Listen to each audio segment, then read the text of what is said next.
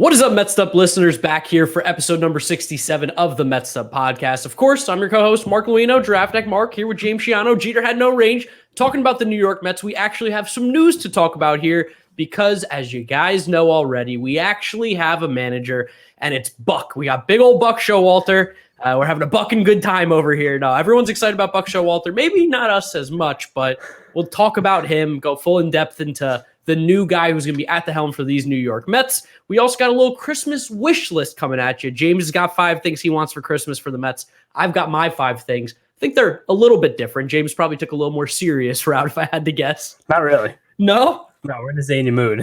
Okay, yeah, we're feeling zany. I like that. That's SAT word of the day right there. Real quick, that might be the fastest one we've ever had. But of course, you guys know I have to give you the spiel. Follow us, Twitter, Instagram, TikTok, at Mets'd. YouTube channel, Mets'd Podcast. If you're listening to us, Apple Podcasts, Spotify, Google Podcasts, wherever you find them, you'll be able to listen to us. Drop us a 5-star rating, drop us a review. And there's the plugs. There we go. James, here we go. Should we just get ripping into it? I mean, first and foremost, how are you feeling? Because you've got COVID. I do have the COVID. I love how you were about to rip right in. It was the first time I actually had something in my personal life that was worth sharing. It's about. Yeah. I was like, wait a second, we got to fill the people in. This is the one. Yeah, I got the Omicron last weekend, either at a Christmas party or a birthday party. It remains to be seen, but most people at both parties got it. It wasn't fun for a few days. It's okay now. I'm just like locked in my 7x8 room in Brooklyn without any type of entry to the world. So that's kind of rough. But we're 2 more days. 2 more days and we're out. 2 more days and we're looking good, but glad to hear that you're feeling better. Yeah, thank you. As someone who had COVID, not Omicron, I had the regular one. It sucks, so can relate. We had very different things though, because you had the taste and the smell, like that was your symptom.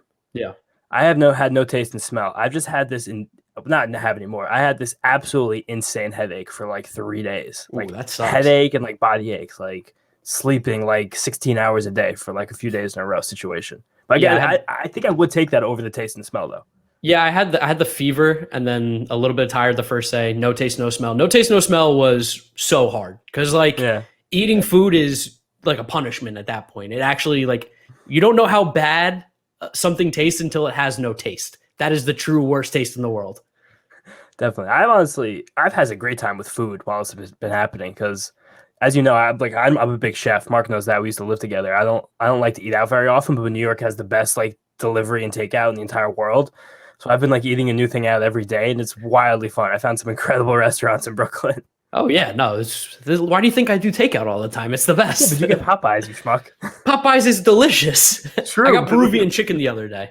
Really? All right, that's good. Now we're doing too much personal talk. We gotta get back to the Mets. Let's talk about Buck Showalter, a guy who's probably had nary a Peruvian chicken before in his life. I absolutely bet you're wrong on that. 100%. You think Buck Showalter's had a Peruvian chicken? I bet Buck Showalter's had a pollo a la brasa in his life. All right. Well, as a manager, is that going to be useful? Maybe, maybe not. The big thing here, though, is 3 years. I don't think money, who cares? He's a manager. It doesn't really matter at the end of the day. But I will say that the overwhelming support and the overwhelming, narrative right now is that the Mets made a fantastic hire in Buck Showalter. Definitely. And we kind of had been gearing ourselves up for this final conclusion, to each other. And over the last few episodes, it kind of felt like we were just crawling towards this for weeks. It just, again, felt like the only thing that was really ever going to happen with this manager search. And it seemed like the only thing that Steve Cohen really wanted to happen. And as now we all are completely aware, he is the boss. He broke the news. He made the deal. He had the interview at his house. Steve Cohen got Buck Showalter. And he said that specifically in the tweet. Yeah, and he literally said, you can feel his pride coming through in his tweet announcement because he, again, broke the news himself. I'm pleased to announce Buck Showalter as the new manager of the New York Mets. He probably had that shit scheduled November 13th. That Buck Showalter's going to manage this team. I want this to come out Saturday afternoon. Nothing going on. Buck Showalter's manager. Well, apparently the news was supposed to break on Monday, and Steve's like, I can't hold in this excitement. I'm so happy to announce him as the manager. I will say, I feel like the best thing that's happened from this is we really don't have to talk about it outside of this episode for another couple months. Ever. Because like you said, it has just been nonstop talking about Buck Showalter or Joe Espada or Quartararo, whoever the guy was going to be. We now know who's the guy at the helm, who's going to be running the show, at least on the field for the Mets, and it's Buck Showalter. I feel better about it than I think I did when we first started talking about it, just because I've come to terms that I trust the Mets process. I trust that they made the right decision, and until he shows me otherwise, I'll give him the benefit of the doubt. Yeah, definitely. And it's just I'm happy that at least the Mets did something that has everybody around the organization completely on board. Like all the angry old guys are on board, ready to rock. All the annoying old guy journalists are ready to rock. They're on board. Like large part of the general fan base is even just very excited about Buck Showalter to be the manager because again, it's just a recognizable name. It's a guy you know. He has a look. How many managers have gifts? How many managers have gifts on Twitter? It's not that many. He's just a No. guy who is very established in the baseball world. So like I'm at least happy that most of the Mets world has been unified on something stupid. Because usually, like, there's something stupid being the fact that we're even concerned with the manager, because the manager doesn't even mean that much. Like, usually the Mets do something that's really, like, menial and everyone freaks the fuck out about it. But this is at least, if you want, like, again, my favorite part about this is everybody's happy that Buck Showalter is the manager. I might not be included in everybody being happy, but I'm at least just happy that we cannot be saying, like, bad things about the Mets right now. Yeah, it doesn't feel like the wrong decision. It just doesn't feel like the one that maybe me or you would have made. But that also doesn't really matter because at the end of the day, who are we? Who are we to make the decision for the New York Mets? We're podcast guys over here. But I've never talked to Buck Showalter. I don't know Buck Showalter. He's probably a great guy. no, I mean we'll talk about him a little bit more in our wish list too because I know we got a couple things to say about him there. But it feels like he's kind of a safe pick too because one thing that I talked about with you on the spaces that we did earlier in the week when the news broke was that a guy like Buck Showalter, at least, like you said, is going to calm the fan base a little bit. And if the Mets do come out a little bit slow out the gates, it's not going to be off with his head immediately. There's going to be a little bit more of a little more rope for him to be able to continue with this team. Where if you brought in a guy like Joe Espada or Quatraro, who are going to be first time managers, off with his head. If they were 13-10 after the first month, or even God forbid 500, I mean, it would be pitchforks and fires and riots outside of Citi Field. Buck Showalter should at least calm that down a little bit because this is the guy that the fans wanted. Definitely. He's kind of going to act like a defense system against both the media and the fan base if anyone else gets out to a slow start this year. It's going to be really interesting to see how it plays out, whether if the team does actually start bad, if people just now start blaming the players again, like piling on them, or giving Buck any kind of crap at all. Like if Diaz blows the game, that Buck used him in the wrong situation, maybe left him out there for 6 outs, maybe came in a tie game when that narrative might still exist. Like it's gonna be very interesting to see whether people actually keep him on this pedestal for as long as it seems like they will right now. Yeah, and I feel like a big, knock on Rojas too last year that a lot of people I think see as a quality in Buck is that he's a leader. They see that he's going to be the vocal leader. He's going to be the guy that these guys can look at. He's going to be a rock. He's going to be pretty solid up there where Rojas at times was a bit shaky, maybe was a little bit quiet, a little bit timid. And I feel like people see Buck Showalter and go, that at least is a guy that we know is going to run this team and control or demand respect when you walk into that locker room. And while his success at the major league level is a bit all over the place, he does have respect around the league. But basically everyone agrees that this is a great move, that he's respected, that the Mets did a good thing here. So it feels like there's going to be a lot less scrutiny to Buck than some of the other guys that could have been here. Yeah, and that makes a lot of sense when looking at the Mets roster configuration, just because it's a very, very veteran-heavy roster. Like, the Mets don't have any of their good prospects you can say are definitely going to debut next season. Vientos, yes, and he's become, like, probably a top, 70-ish guy, but he's not going to be a guy who's going to debut probably with a massive role. Like, this isn't a nurturing job for Buck Showalter. This is put your boots on the ground, and we have to go full steam ahead and hopefully win a World Series in the next 36 months. Yeah, so I think, and last year, the veterans in the locker room kind of had a weird mix, and it seems like there wasn't a lot of mutual respect, and it wasn't very controlled environment, didn't allow people to seemingly get comfortable. So maybe a guy like Buck just becomes like kind of that rock in the middle that everyone can lean on, just bounce the shit off of, and just sometimes you get hurt by it, but it always keeps everyone like stable and together. Yeah, I think the comparison that a lot of Mets fans are going to make, and I don't really like this comparison by any means, but I think everyone's going to be like, he's almost like an updated version of Terry Collins, probably to a lot of Mets fans. I think it's like the exact same thing. Why don't you like that comparison? Because I think Terry is a lot more of a player manager where he was just like, we got to go out, we got to work hard every single day. Like Terry was a firecracker. I don't know if Buck has that same kind of fire like Terry where he'll just attack the media like that. Maybe he will. Maybe I don't know enough about Buck Showalter's personality, but I feel like that's like an easy comparison to make. I don't necessarily know how actually similar they are. Something else I think is interesting about Buck Showalter is Buck Showalter's hirings. A lot of people are thrilled that he's a guy who's managed in New York before and knows how to manage in New York. Buck Showalter managed in New York from in the early 1990s, 20 entire years ago. Like he was 30 years ago. Holy shit. He was managing in New York before either of us were born. He managed in New York like when Windows was invented. Like not Windows, like Windows, the computer program. Yeah. Like there's so much about like New York media and the New York like style that Buck Showalter is going to be absolutely fucking flummoxed by when he comes to the Mets. There's a world where I could get a media pass and ask Buck Showalter a question in a press conference, and I'd be Mark Luino from YouTube. And he'd be like, I don't know what that is. When does it come out? When does the paper print? Because I can't imagine there's a whole lot of social media. We're being hard on Buck. We're assuming he doesn't understand technology, and that's not a good thing to assume. We're not ageist here. We're not ageist. No, we're not ageist, but I'm just saying it is a completely different New York than it was in the 90s. Now, of course, he was a manager of the Yankees. They were definitely under some scrutiny. They were definitely, a hot topic during the 90s for sure. I'm interested to see how he's going to handle it nowadays. I think that'll be one of the, I don't want to say tougher things that he's going to have to adjust to, but it's definitely going to be a learning curve handling media nowadays. Yeah, but he handled media, like baseball media, at least only 4 years ago. So I'm not the most worried about that. I'm just trying to poke holes in everyone's like complete master list of why Buck Showalter is the greatest manager of all time. I can't get on board with that narrative. Like I'm here, like I'm into the Buck Showalter experience. I don't think he was the worst.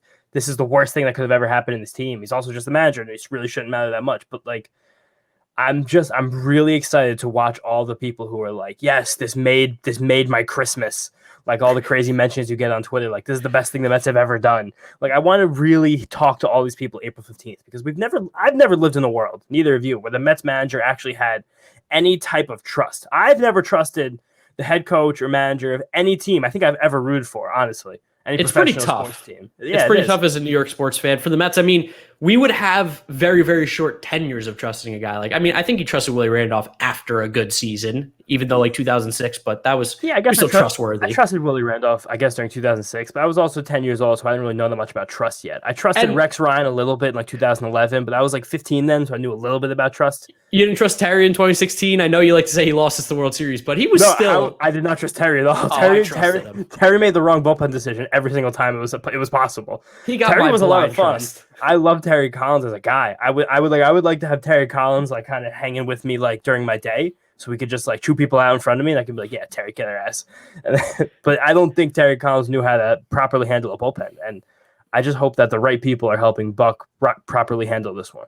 And I do think that the right people are. The Mets have really made an effort to seemingly try and be one of the smarter teams in baseball, trying to get more information, trying to get more analytics, trying to just get into the future of how baseball is being played, while Buck Showalter necessarily isn't that guy that you think of to run a team or be the manager of a team that's trying to be forward thinking and analytically thinking.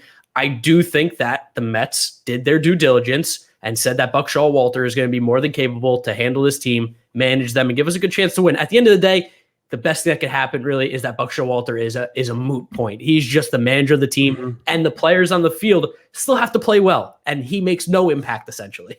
You know what I kind of think about when you give that analogy? I think you ever remember Moneyball. Early in the season, Art Howe was riding against Billy Beane saying, "You're ruining baseball. This isn't what we're supposed to do. It's not what I'm comfortable doing. I'm the manager. I make my own decision." Later in the season, when the A's get hot, the first person that the media goes to like give credit for the A's success is Art Howe. And there's that clip on the television when Jonah Hill and Brad Pitt are hanging out, and like, you gotta give credit to Art Howe, the steady hand at the middle of the A's turbulent season.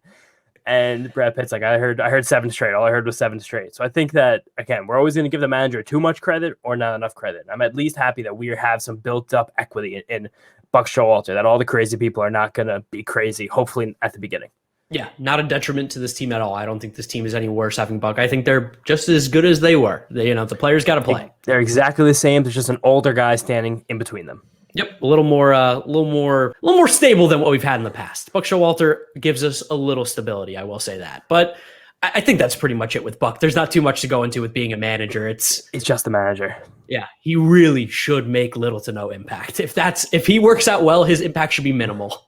It's like as few times you hear Buck Showalter's name, it's as good a job as he's doing. It's like an offensive lineman. You almost shouldn't know offensive lineman's name, because if you do... Cornerbacks too sometimes. You just never want to know. Don't even say it. Don't mention it. Don't ever make me think about you, look at you, even conceive that you're out there doing something. Except the fact that we're going to get old guy Buck Showalter, 65-year-old in baseball pants. And you can't hate on that. That's going to be pretty funny to watch, waddle out to the mound. Oh, 100%. And, he'll get a nice little jog in, of course, every once in a while, I'm sure. He reminds me of like a horned frog. A horned frog? Right? Like the way like his body shape is and like the way he keeps his face, like his scowl.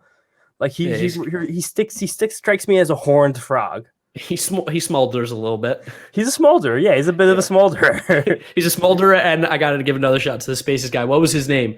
Oh, Tony? There was Tony who talked. No, the dude who said that he's short, and short managers are successful. Oh, Jut. Yeah, J-U-T, Jut. He said, legend. He came up with something that we're going to ride all year long. Short managers, Buck Showalter's 5'9", I believe, 5'9" king. I understand that. In the beginning of the podcast, you said big Buck Showalter. Yeah, it's true. Well, there it is, the Napoleon complex. The guy, he's bigger than life. That's what Buck Showalter is. If we took a picture of Buck Showalter, we'd see him a normal-sized people. Yes, and I think it's worth noting, Buck Showalter, the offer is still out there. We need to do a push-up competition. Who can do the most push-ups in a minute? And we'll donate to charity, whoever loses. We'll get listeners and followers on Twitter to sign on. Every push-up that either of you guys do will get a pledge made. Yes. And whoever wins, that person's pledge money goes to a charity of the winner's choosing. Yes, I like that. So Buck Showalter push-up competition. I'm coming for you, Buck. That's what we want to do. Does Buck even have a Twitter? Can we tag him in that? Can't possibly have one. Listen, you're starting to get a little bit ahead of yourself because we're starting to get to my Christmas list here. That's a great transition. Let's move on to the Christmas list. I'm ready for it. All right, so should I just start off with one of the ones that I have? So maybe first we should explain to listeners what we're doing here because that was confusing last week. Yeah, it's fair. But shockingly, people could not understand the most Mets team of all time. I couldn't believe the confusion that it caused. I felt like it was very straightforward. But nonetheless, got a lot of where's Tom Severs? Yeah, where's Mike Piazza? Where's Darryl Strawberry? Do any of those guys sound like Lasting's Millage? I think it's because I saw Ed Kranepool. I think I really threw them for a loop. And I did Grody too. The legacy picks, actually, I apologize to our dads if they listen to this. That kind of screwed everybody up. Yeah. But anyway, talk about the Christmas list. Me and James have come up with 5 things that we want the Mets to give us for Christmas. Something's on the field, something's off the field, something serious, something's a little zany, as James said earlier on. I'm going to get started off, and why not? A little transition with Buck and the Christmas list. I would like Buck Showalter to just get some sort of technology in his possession, whether that be a computer, an iPhone, an iPad, something where he's able to go onto Google, he's able to type in fangraphs.com, and he can start to see some advanced stats. I just want him to peruse a little bit. He doesn't have to be, this expert on WRC plus by any means, but I would like for it to be in his vocabulary. And I think a smartphone or a MacBook Pro, something of those lines could really help elevate Buck's vocabulary in modern day baseball. Definitely. We don't need Buck to explain like what goes into the advanced stats. He doesn't know how to build anything, but he needs to know what's important and like kind of why. Like he needs to kind of explain to me why these things are important. It's kind of like I don't even have an analogy for this one. I don't want to say it's like planes because I don't even have a conception of how they fly. But it's like I want Buck Showalter to be able to explain to me certain advanced stats as like again, we can cook. We're not expert cooks by any means. I don't know if the oil and the vinegars I use are the right things to be using or if I'm making things at the right temperatures, but it tastes good when it comes out. So that's all we really need here. Just Buck Showalter to acknowledge that this stuff's important and for this stuff to all just be okay. Oh, without a doubt. And I think that's possible. I think that's a realistic Christmas wish list right there. Buck Showalter and technology, a match made in heaven. Just go together. Yes. I have a Buck Showalter one too that goes along with this. So I'm gonna get it out of the way. Then we can just put Buck behind us for the entire episode. Yes, that's enough Buck. We will talk about Buck. Let's give it a date. February 20th. I pray to God that's the next time we can talk about him. I don't want to talk about him anytime sooner. It's the next time we can even mention Buck Showalter's name. That's a deal we're gonna make the Mets'd podcast. But my first thing I want for Christmas with the New York Mets is for Buck Showalter to have told the truth in his interview and to have just checked his nuts at the door. He's not going to go rogue, be a maverick, make any crazy decisions. Listen to what's eventually going to be the largest analytics staff in all of baseball. Have them help you. Don't shy away from it. Just make sure that we have a collaborative effort and that everyone's here working together. And there's nothing that tells me that Buck can't do that. That's not going to happen. But what I want for Christmas is for that to actually just be the case. Yeah, I'm hearing from Santa Claus that he was on the nice list, so he was not lying. He was not There on you the go. naughty list. No Cole. He got rewarded with a There you go. managerial job instead. He's back working. Back working. The 3-year contract I thought was a little small before we leave Buck Showalter behind for the next 2 months. Yeah, I think it was just like, you got to prove yourself. The Mets, I mean, Steve Cohen has put out that 3 to 5 year window, and that was last year. Here's your chance. Win a World Series, you get paid more. Got 4 left. Well, yeah, he's got to show something. I'm sure if he doesn't get anywhere close, he's gone after 3 years. He's 65 too. 60 a contract that runs you to between your 68th and 69th year. I think that's a healthy spot to be. Yeah. So I'm going to go with my second item on the wish list here, and that's going to be on the pitching side, because boy, do the Mets need pitching terribly, terribly, terribly, terribly bad. I want Carlos Rodon. Bring me Carlos Rodon, sign him to a nice little contract there, making, $20-25 million a year, whatever it's going to be. Have him slot in as your number 3 starter in this rotation. Right now, we are hurting, which sounds crazy to say when you have Max Scherzer and Jacob deGrom headlining the 1-2. But right after that, there is an insane drop-off. We love Taiwan. We love Carlos Carrasco. But it's hard to rely on those guys to give us reliable innings when we're going to have a lot out of them, because they are currently the number 3 and 4. And then battling for 5 names we have are Lucchesi, Jordan Yamamoto, Trevor Williams. There's not a whole lot of depth right now in this Mets rotation. Adding a guy like Rodon, while it's going to be expensive, who cares? That's poor people problems. Where the New York Mets, we spend money now. Go get the best pitcher available on the free agent market right now.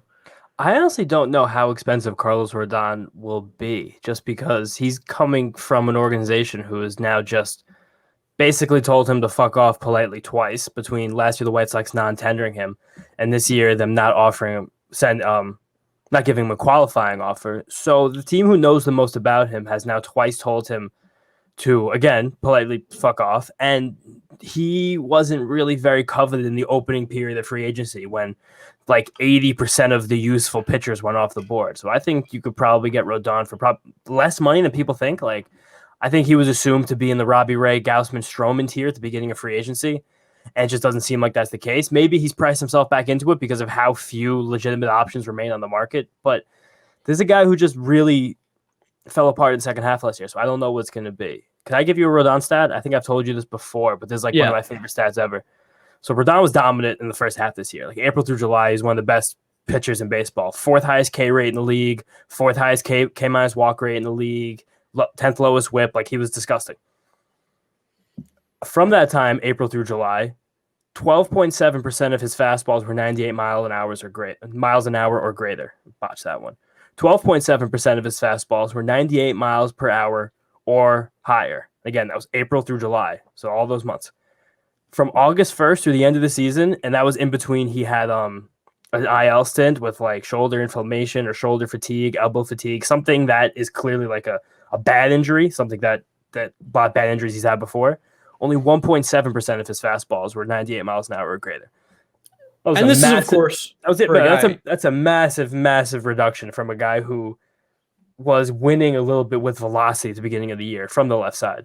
Yeah, just give me a little Jeremy Hefner sprinkle on him. He got Taiwan to look pretty strong over the entire year, as a whole, with the velo and everything like that. So I feel like get him under the Jeremy Hefner umbrella, and only good things can happen. Yeah, you know what? I'm not gonna say no to that. I'm just he just scared me a little bit, and the Mets team, as they're constructed right now, needs more than anything else innings. Like, I know you should always play for upside in free agency because you've already basically lost the best years of a guy's prime, so you might as well play the upside card anyway and hope you just catch it. But the second thing on my wish list is also pitching related, and it's trade for Luis Castillo. Yeah, I mean, I wanted to do that one, and then I saw you had it written down, and I'm like, okay, I'm going to give James that one. I think even Sonny Gray would be a great guy to bring in. I would love to bring in Sonny Gray. Definitely, but call the Reds, say, here's Ronnie Mauricio, and I want Luis Castillo. We'll pepper in a few more prospects, probably also have to give up, like, one of these very young guys like Joel Diaz, new famous guy on Twitter because of Baseball America, and Alex Ramirez, and probably another mid-level prospect. Like, you probably also have to give up a JT Ginn, or like just a smattering of all the successful guys in the lower minors that we have. But I think it's incredibly worth it because Castillo is probably at the lowest point you're ever going to get him at in his value right now, because he's a guy who's been not an ace, but like a really perennial 2 for the last 2 years, had a really tough year this year. But there were a lot of bad circumstances that led to Luis Castillo's like really dreadful first half. First of all, they were playing Eugenio Suarez, who's like basically an average third baseman at shortstop for a while. Castillo he doesn't get a lot of ground balls, but he gets some ground balls. But Suarez was making just copious amounts of errors in his first few starts.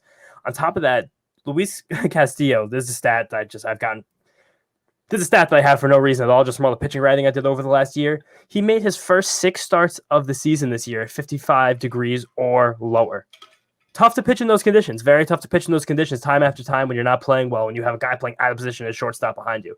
And he made a major adjustment in the second half to bump his changeup usage. He was basically back to his current self from August through the end of the year. His changeup's always been his best pitch. He brought that shit way up to a higher percentage in the first half. And I think you could really get him for Ronnie Mauricio plus like a few-ish prospects. I've always said you want to hold on to these prospects unless you see a move that could be one of the last moves. And getting Luis Castillo in this rotation could be one of the last moves. And Ryan Mauricio, at the end of the day, is probably just not actually helping you over the next 2 seasons. So at that point, to me, that feels worth it.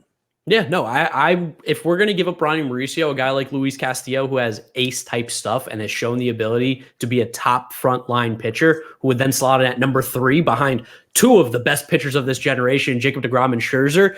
I talked about the Jeremy Hefner umbrella. How about we get Luis Castillo around Max Scherzer and Jacob deGrom for a season or 2? My goodness. Dude, also, get Luis Castillo to fucking Citi Field as opposed to Great American Bandbox. Like, all the Mets fans saw how that stadium plays during the season. He's pitched his whole career like that. Get into Citi Field, that ERA is dropping like a half of a run. And the fact that we have good infield defense behind him too now, and good outfield defense, it would be huge for his game. The Reds were one of the worst defensive teams in baseball. Yeah, they were. I get because they had third baseman playing shortstop for most of the year. The Mets also shifted the second most in all baseball last year, more than the Reds. That's going to help a pitcher who gets ground balls. This is all around, I think, would be just a slam dunk, and I would love to see the Mets pull it off. Yeah, no, that'd be awesome. I'm going to go now to a player that I'd like to acquire on the hitting side, and it's going to be maybe a little bit out there, but let's go get Chris Bryant. I know we have Eduardo Escobar, who's looking like he's going to be a third baseman right now, but Chris Bryant is 100% better. I think there's no doubt in that. Why not go and get one of the best available corner guys right now on the market who can also play the outfield, has a little versatility, sitting at like that 850 OPS every single year, 115, 120 WRC plus guy. Absolute beast. I know he's boring. He's not even vanilla ice cream. He's water. He's got no taste whatsoever.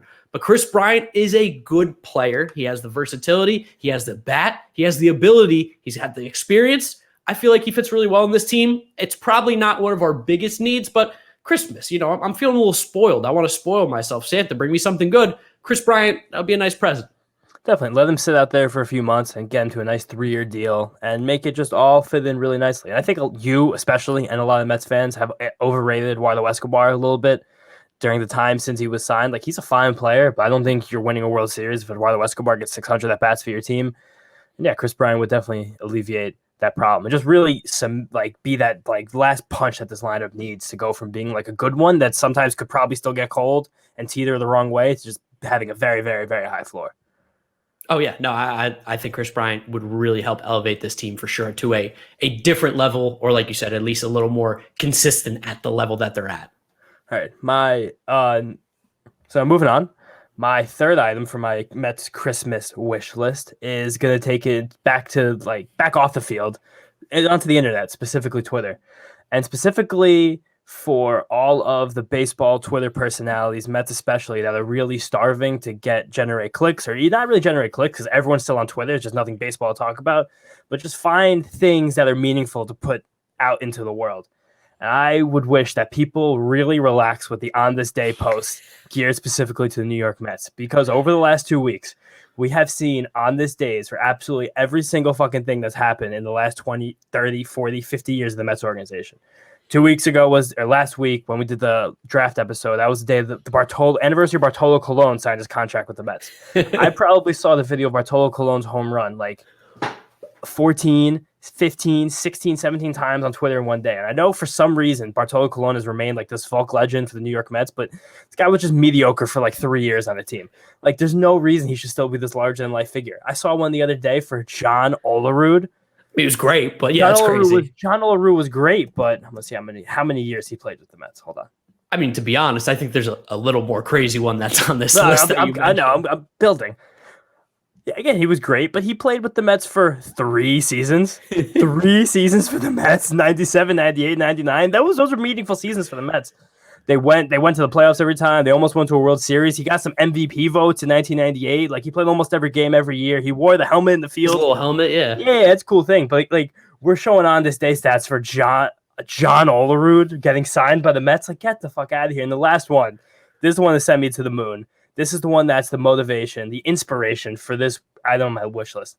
And on this day, signing post for Wilson Ramos. How on God's green earth should that be something that we care about right now? That the Mets signed Wilson Ramos on this day 3 years ago. The Mets gave out a objectively just slightly worse than value contract a couple of years ago to a player who didn't do well at all for us and who meant nothing in the grand scheme of things, never appeared in a playoff game. That's absolutely bonkers. Like, I was gonna say, at least for Bartolo and Olerud, like, there were some good vibes, there were some good memories, but like Olerud got MVP votes. I do get that, but again, these are guys who collectively played on the Mets for I think 10 total seasons. Yeah, and Wilson Ramos recognized. Like, we gotta think of something else, guys. Do some quizzes, like Mark. Yeah, Wilson Ramos was not one of the great ones to be pulling out there. That's crazy. Like, these are guys who just, like, if you look at their baseball reference page, the Mets portion of their careers doesn't even stand out. Maybe Olerud because they were probably his best years, but it was 3 goddamn years. Like, why the fuck are we giving these guys so much credit here? Bartolo hasn't played since being with the Mets, right? I don't think he has. No. And Wilson Ramos essentially hasn't played since being with the Mets. I would call last season barely playing baseball. But remember in April last year, he hit all those home runs, and everyone was giving the Mets shit for it. And then he hit 3 more the rest of the year. Yeah, I got so much shit about Wilson Ramos. Like, you said he stinks. I was like, he does this every year. He goes on a week where he hits 4 homers and he disappears for the rest of the season. That's Wilson Ramos for you. I think that's probably enough Wilson Ramos talk. Let me go to my number 4 thing on my wish list. I'm going off the field here, and I'm talking about the experience at Citi Field. We love Citi Field. It's one of my favorite stadiums in the game. I'd like for Steve Cohen, who has been very vocal about wanting to hear changes made to Citi Field. I would love for Steve Cohen and the Mets and the Citi Field, vendors, everything. Let's do what Atlanta does and go with that cheaper food option. I love that the Falcons and the Braves, you go to a game, you buy a burger, it's like $5. You get a beer, it's like $7. I'll take a $7 beer over the $15, $14 beers we're paying for any day of the week. And apparently in Atlanta, their concession sales and their revenue was way up. And part of the reason why is that people come into the ballpark earlier, start spending more money. They think it's cheaper, so we'll go and get more. Give us an opportunity to not spend $200 at the ballpark to have a good time. I don't care about the tickets. Do whatever you want for ticket prices. But in terms of the food, the stuff in the stadium, don't price gouge me for a Bud Light. Sorry, Bud Light? I would never drink that piss water. Coors Light. Sorry, Coors. I can't be giving out these free ads right now to all of our listeners, all hundreds of thousands of the people who listen to the Mets'd podcast on a regular basis. I'm just pitching to Coors to come sponsor us. I'll take it any day of the week. I really thought you were going to stay topical and go to the Samsung announcement that we're going to have a scoreboard that spans from left center to right center. I love that. They knocked it off. I love that. I love having more distractions. Let's do it. Let's have the craziest screens everywhere. Every screen should be playing a different team's game. We want to watch every game in the league. We have the Mets right here, but like, as the modern living room has multiple TVs for the modern sports fan. This is like one of those commercials from the 60s. The modern sports fan requires more screens than the semi-modern sports fan of years ago. Welcome to the 6TV experience. Like, that's what we need. I want to watch every fucking baseball game every night of the week. Yeah. Maybe Robbie Ray's pitching. I want to watch him. Maybe Garrett Cole's pitching. I want to watch him. Again, maybe Lance Lynn. I'm going to hit the trifecta of the AL Cy Young finalist. Maybe he's pitching. I want to watch him. I want to see the Phillies doing, the Marlins, the Braves, the Nationals. I want to see how every team is doing right there. Put screens fucking everywhere. It seems like they are. It seems like Samsung is quite literally trying to cover every inch of the ballpark that is not a seat in screens. I love that Steve Cohen's taking the ballpark into the 21st century. We've got Samsung sponsorship. We got the crypto sponsorship all over the field. Like, Steve Cohen's just like, I'm here to make money.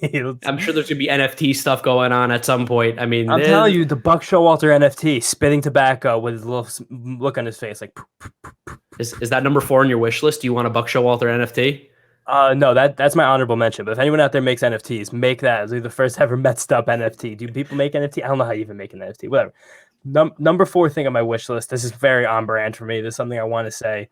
I want the Mets to have an open and creative pitching strategy, especially early in the season this year.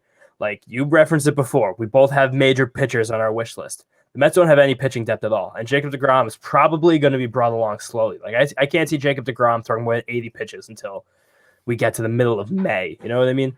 So I think that we just really have to lay out like a clear and attainable like goal and action plan for all of these middling pitchers that we have. The Petersons, the Yamamoto, McGill, especially. The McGill is the real guy this is all about. Like I want to tell like a whole fleet of these guys, like 6 of these guys, like you're a 9-out pitcher for all of April. Like we're going to use, even Taiwan could be a 12-out guy early in the year because we saw how much he died last year. Like, and I don't want people to get mad about this. I don't want people to get frustrated with this, especially Buck Showalter, the people on WFAN. Like, I just want all these guys to get as many guys out as they can sustainably and then bring somebody else in. As long as it doesn't kill the bullpen. We have Max Scherzer as the boulder going 7 innings every 5 days. Carrasco, hopefully by this point. Actually, no, Carrasco's going to be a guy who probably also want on the schedule. Like, you're a 12-out guy. You're a 12-out guy until May 1st. If you did 12 outs until May 1st, we can move you up to 15. Attack the season that way. And just be clear and open and honest about it. And don't put any of these pitchers who aren't the most skilled or they're not really perfect by any means, don't put them in situations where they're susceptible to be hurt. Yeah, and I will say, like, as much as the Mets don't have pitching depth by any means, we do have a lot of those guys who I think could be very useful in those 9-out, 3-man swingman situations. Got the Reed Foley. We have Trevor Williams, I think, is still on this roster, correct? Like, Yep. There's a lot of these. There's a lot of these guys that are kind of in between the Mets have right now. They're going to have to stretch value out if they want something to happen.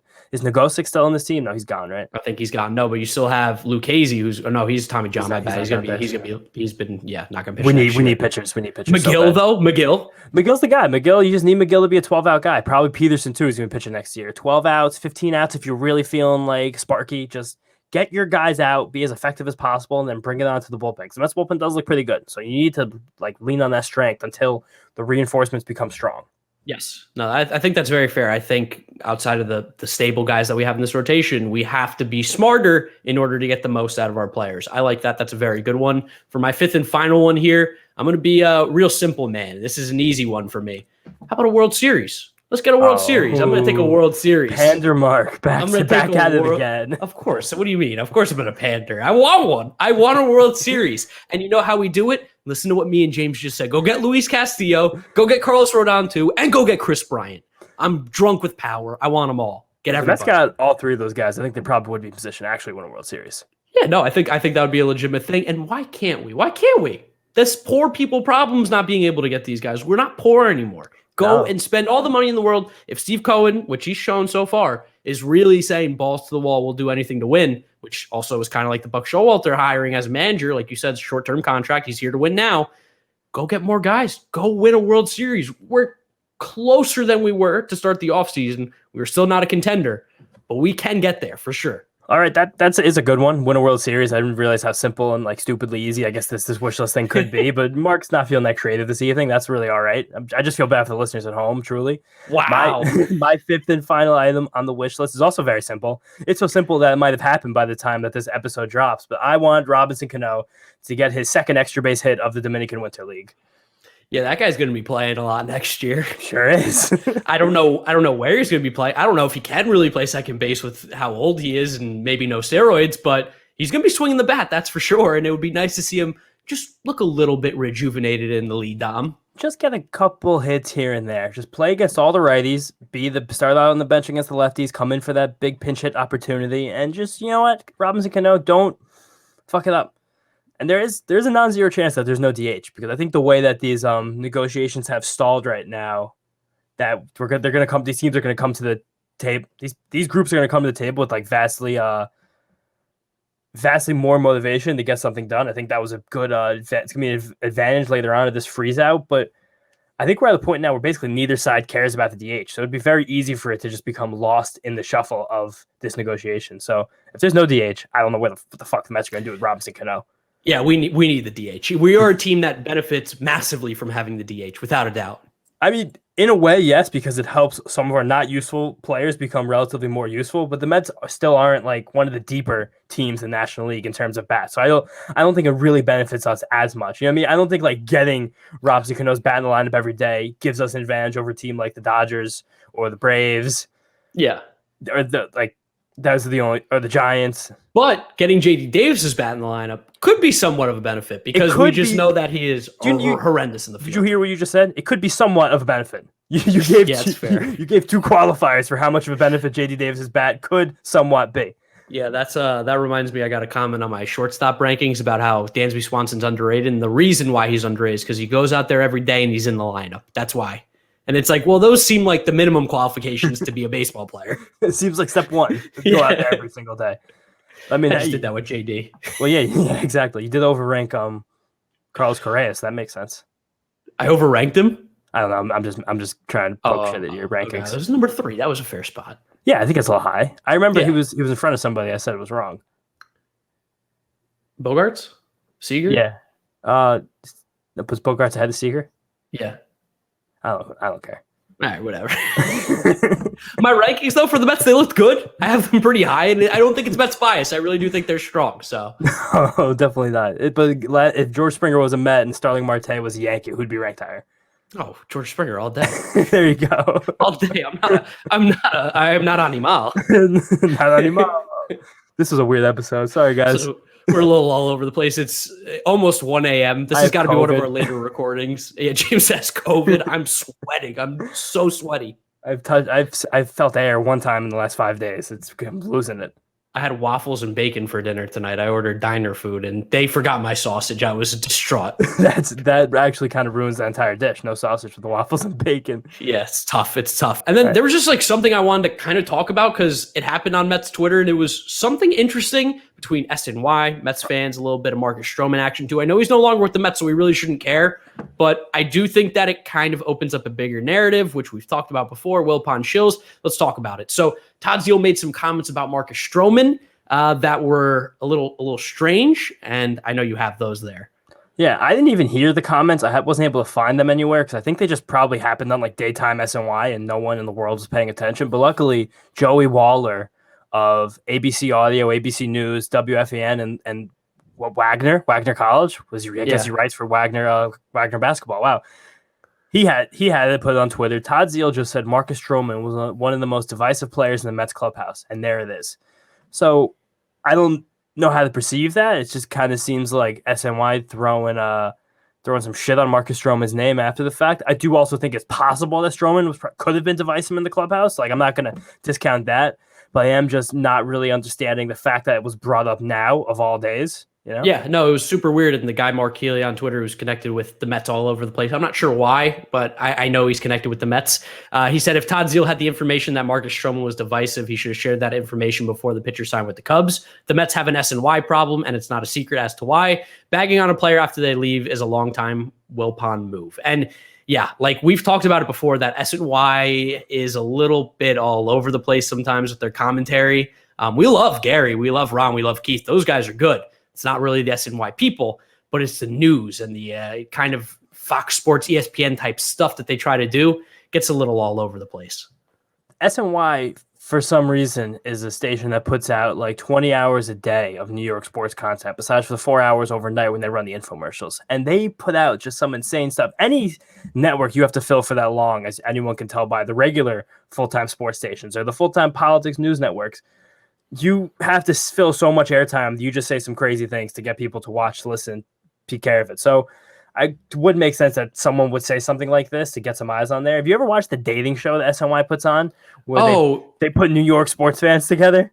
Incredible. It's awesome TV. That's not true. That is some of the worst programming that's ever existed on God's green earth. But I want to also share that as I searched Todd Zeile to find this quote, I got it on this day, Todd Zeile, from a few months ago. On this day, Todd Zeile ended his career with a bang by homering in his last major league at bat. Who gives a shit? New York Mets official account tweeted that. Whoa, I almost fell out of my chair. It almost knocked me out of my chair that we had it on this day from Todd Zeile. That's about as low as it gets. We actually have another one from 10 days ago, this day in Mets history. So entire account donated to really useless information about Mets history.